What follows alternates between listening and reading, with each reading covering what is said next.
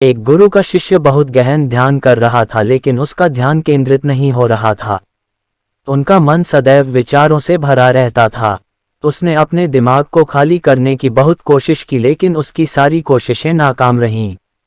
अंत में जब वह सब कुछ कर चुका, तब वह अपने गुरु के पास गया और बोला, गुरुदेव, मेरा मन हमेशा विचारों से भरा रहता है।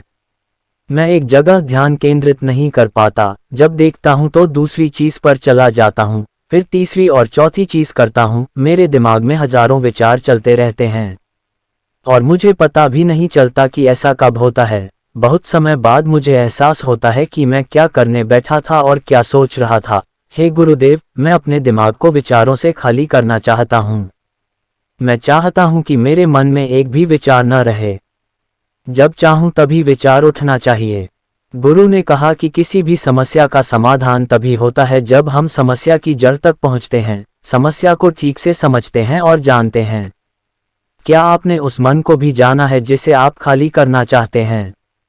शिष्य ने कहा, गुरुदेव, मैंने मन को जानने की बहुत कोशिश की है, लेकिन जितना इसके बारे में जानता हूँ, यह उतना ही रहस्यमय होता जाता है। गुरु ने कहा, जाओ और छोटे छोटे पत्थरों से भरा एक घड़ा ले आओ। तब शिष्य छोटे छोटे पत्थरों से भरा एक घड़ा ले आया और गुरु के पास रख दिया। गुरु ने कहा, इस घड़े को अपना मन समझो और इस घड़े में पत्थर भरे हुए हैं। अब इस घड़े में और पत्थर डालो। शिष्य घड़े में पत्थर डालने लगा। घड़ा पहले से ही भरा हुआ था। 12वां पत्थर रखते ही बाकी सभी पत्थर नीचे गिरने लगे। तब गुरु ने कहा, रुको और ध्यान से देखो। अब घड़े में कोई पत्थर तो नहीं आ रहे हैं, बल्कि वह नीचे गिर रही है, क्योंकि यह भर गया है। इसमें जो भी आ सकता था वह आ गया, अब और पत्थर नहीं आएंगे। यदि आप दूसरा पत्थर लगाना चाहते हैं तो पहले पत्थरों को बाहर निकालना होगा। शिष्य ने तुरंत कहा, गुरुदेव, मैं समझ गया कि आप क्या कहना चाहते हैं, कि हमें अपने दिमाग को विचारों से खाली कर लेना चाहिए। गुरु मुस्कुराए और गुरु ने कहा, पहले पूरी बात समझो और फिर दिमाग को खाली करो। गुरु ने कहा कि हमारा मन इस घड़े के बिल्कुल विपरीत है। तुम घड़े को पत्थरों से तो भर सकते हो, लेकिन मन को विचारों से नहीं भर पाओगे। मन हमेशा खाली रहता है। शिष्य ने कहा, गुरुदेव, मुझे कुछ समझ नहीं आ रहा है। अगर दिमाग हमेशा खाली रहता है तो हम उसे खाली करने की कोशिश क्यों करते रहते हैं? इसकी क्या जरूरत है? गुरु ने कहा, इस घड़े से एक एक करके सारे पत्थर निकालो। शिष्य ने वैसा ही किया और घड़े से एक एक पत्थर निकालता रहा और अंत में घड़ा खाली हो गया। गुरु ने कहा, देखो, तुमने एक एक पत्थर निकाला, यह घड़ा खाली हो गया है। अब आप इस घड़े में कोई भी पत्थर डाल सकते हैं, दूसरा पत्थर डाल सकते हैं या फिर वही पत्थर दोबारा डाल सकते हैं। आप इसे आधा भर सकते हैं या फिर पूरा भर सकते हैं। शिष्य ने कहा, गुरुदेव, मैं भी ऐसा ही हूँ। मैं बता रहा हूँ कि मन को खाली करना है। ये तो पत्थर हैं, इन्हें आसानी से निकाला जा सकता है और घड़ा खाली किया जा सकता है, लेकिन मैं अपने मन को कैसे खाली करूं? गुरु ने कहा, इस खाली घड़े में एक पत्थर डालो और 2 पत्थर निकाल लो। शिष्य ने यह कहा, ऐसा कैसे हो सकता है कि जब इस घड़े में एक पत्थर होगा तो एक ही पत्थर निकलेगा, फिर 2 पत्थर कैसे निकल सकते हैं?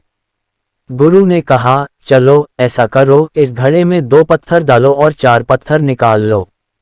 शिष्य ने कहा, गुरुदेव, यह कैसे संभव हो सकता है? ये कोई चमत्कारी बर्तन नहीं है कि 1 डालो तो 2 निकालो, 2 डालो तो 4।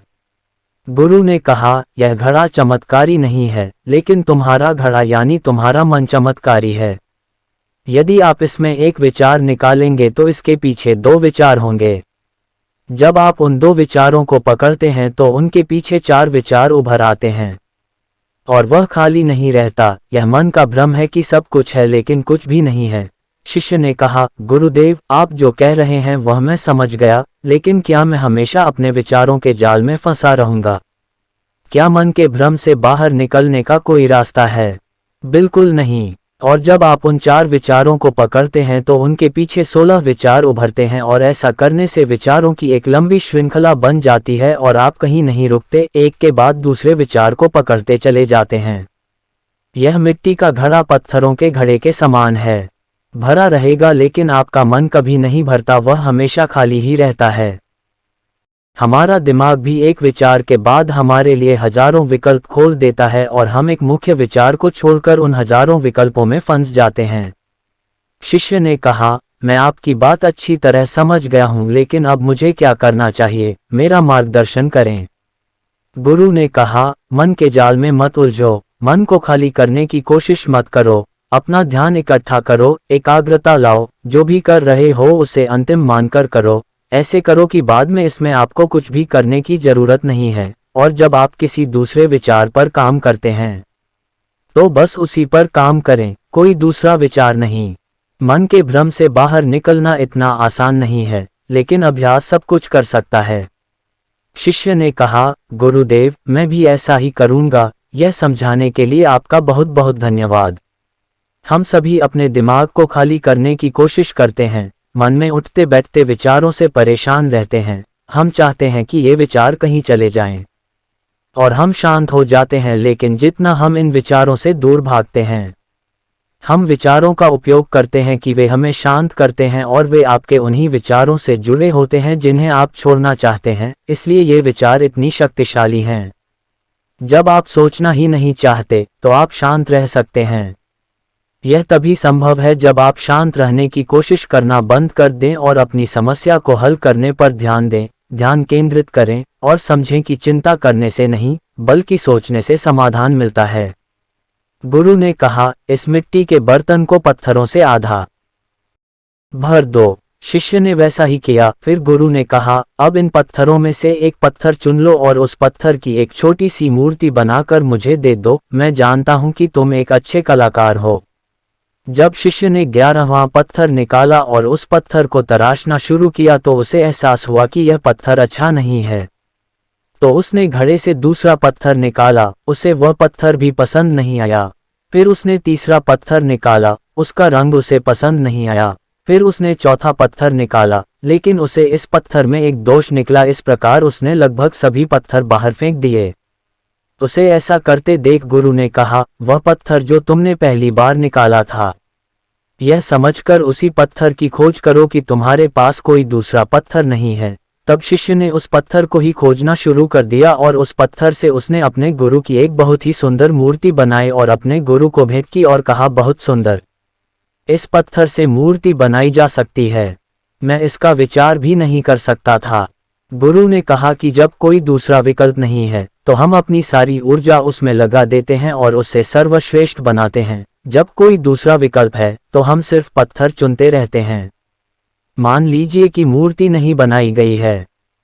दोस्तों, आज की यह कहानी आपको कैसी लगी और इस कहानी से आपको और क्या सीखने को मिला, कृपया यह भी कमेंट में करके बताएं। साथ ही अगर आपको ये कहानी पसंद आई और ये आपके लिए उपयोगी लगी तो इसे अपने दोस्तों के साथ जरूर